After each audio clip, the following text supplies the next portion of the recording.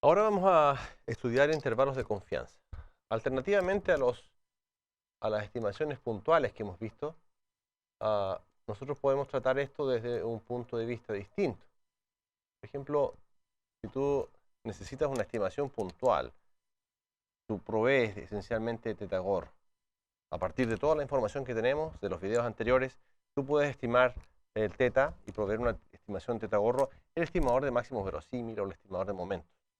Sin embargo, existen ciertas ocasiones en que más apropiado que un estimador puntual puede ser una banda de confianza.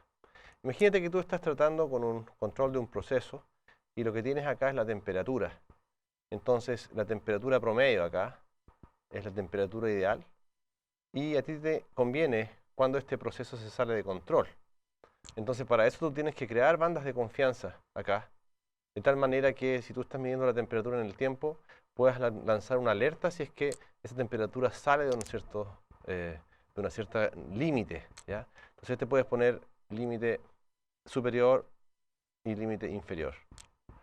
Entonces, en ese sentido, no es tan importante la medida puntual, sino que es más importante dónde se ponen los límites en este caso. Por lo tanto, nosotros vamos a volver al escenario en que estábamos, en que tenemos de x1 hasta xn.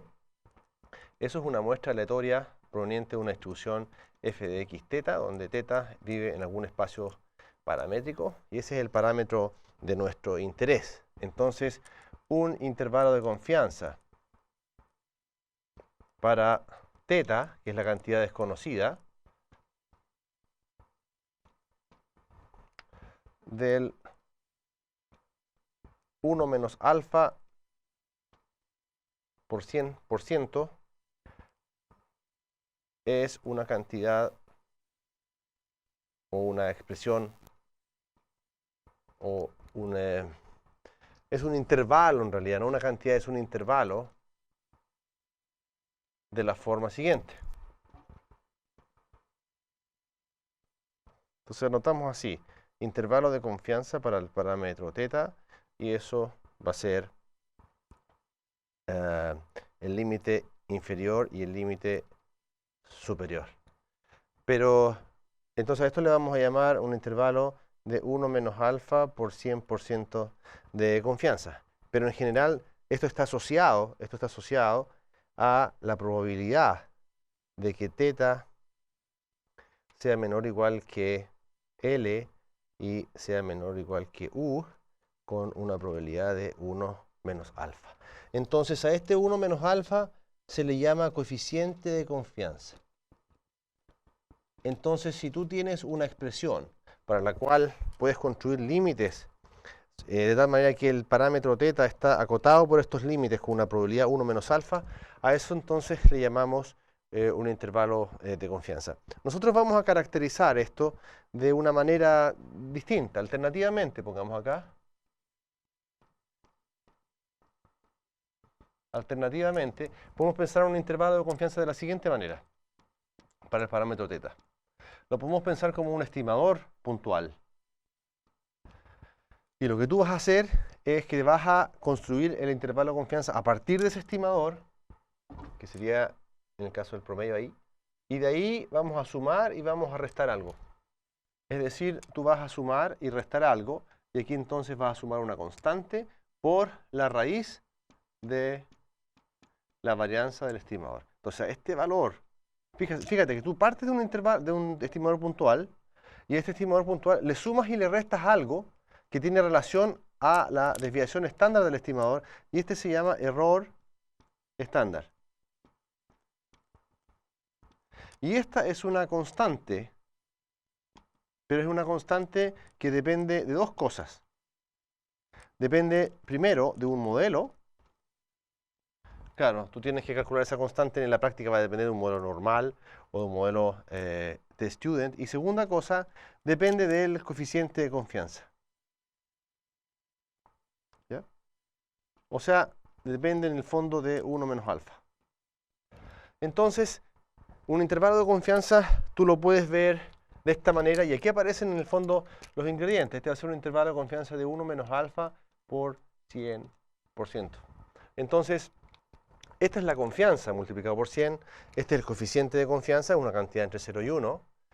Porque recuerda tú que el alfa siempre está entre 0 y 1, entonces eso significa que 1 menos alfa también está entonces entre 0 y 1. Por lo tanto, a este valor, 1 menos alfa, se le llama la coeficiente de confianza. Tú tienes un estimador puntual, tienes el error estándar, tienes la constante que depende del coeficiente de confianza y del modelo, y tienes el intervalo con la confianza deseada. Entonces, eso es esencialmente un objeto matemático de esta naturaleza, que es un estimador de la cantidad de interés, más o menos lo que acabo de mencionar. Entonces, es importante notar que para poder construir un intervalo de confianza, tú tienes que usar una distribución. ¿Te acuerdas que esta constante dijimos que dependía de un modelo o una distribución? ¿Ya? Entonces, imagínate, por ejemplo, que tú tienes que tu estimador tiene una distribución, supongamos normal, por simplicidad.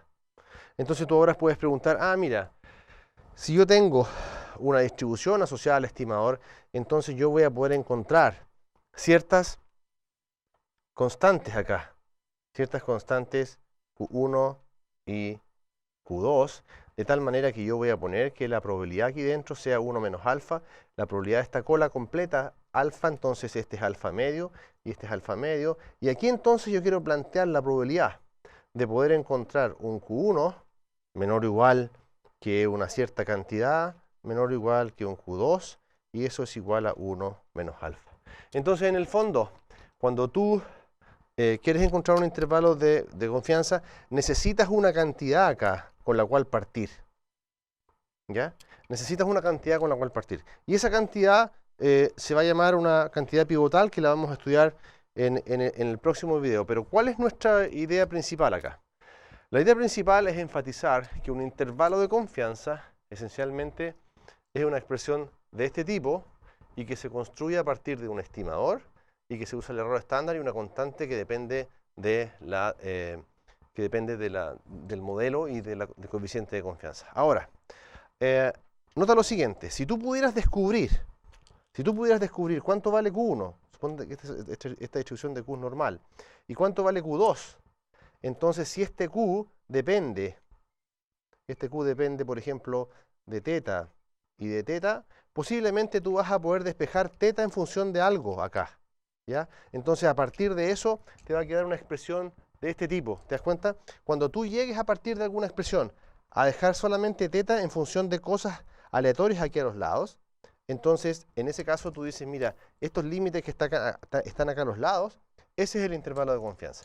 ¿Por qué? Porque esta cantidad que está acá es una cantidad fija, si tú recuerdas. Teta es un parámetro fijo. Y estas cantidades van a ser aleatorias. Entonces, otro nombre que reciben los intervalos de confianza son intervalos aleatorios. ¿Por qué? Porque los extremos son los aleatorios. Allí está la aleatoriedad. Es decir, esto va a depender de la muestra. Y este U también va a depender de la muestra. Y el teta, recuerda que es un parámetro fijo. Entonces, cuando yo puedo encontrar una probabilidad en que el teta está entre dos extremos que son aleatorios, estos extremos aleatorios forman el intervalo de confianza.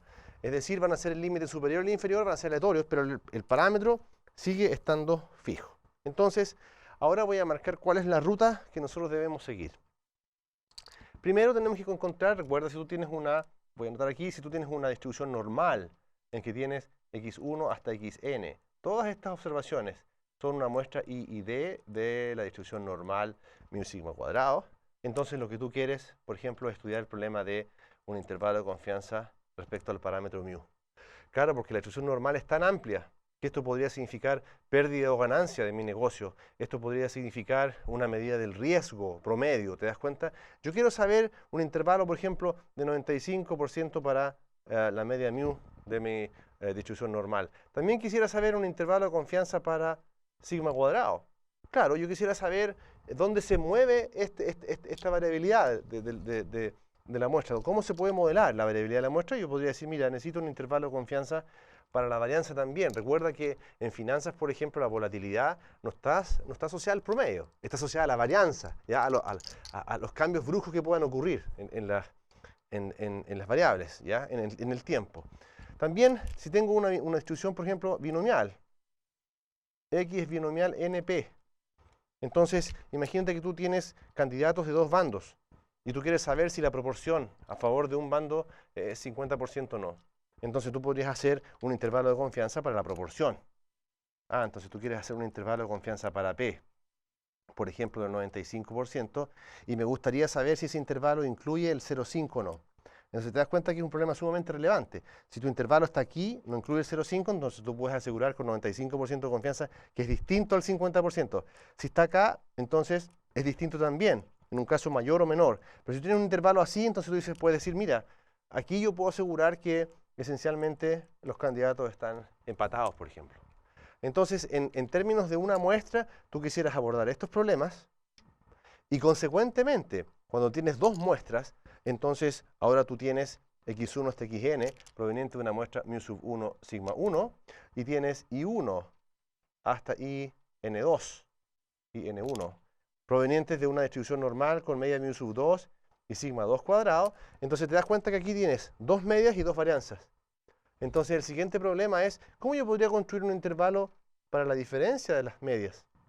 Claro, porque podría tener dos tratamientos, por ejemplo, para testear una nueva droga. Entonces yo le doy a 30 pacientes, le doy un placebo, que son los X, y a 50 pacientes le doy una nueva droga para el dolor de cabeza. Y mido, por ejemplo, el tiempo en el cual los pacientes se sienten mejor. Entonces tú puedes tener entonces un intervalo de confianza para la diferencia de las medias y quisiera saber si efectivamente tu nueva droga mejora el tiempo de respuesta en cuanto a sentirse mejor del dolor de cabeza. De la misma manera, podría ser que no existe diferencia entre las medias, pero sí existe diferencia entre las varianzas. Entonces tú quisieras hacer un intervalo para el cociente de las varianzas, para poder comparar esta cantidad con 1. Aquí comparar esta cantidad con 0.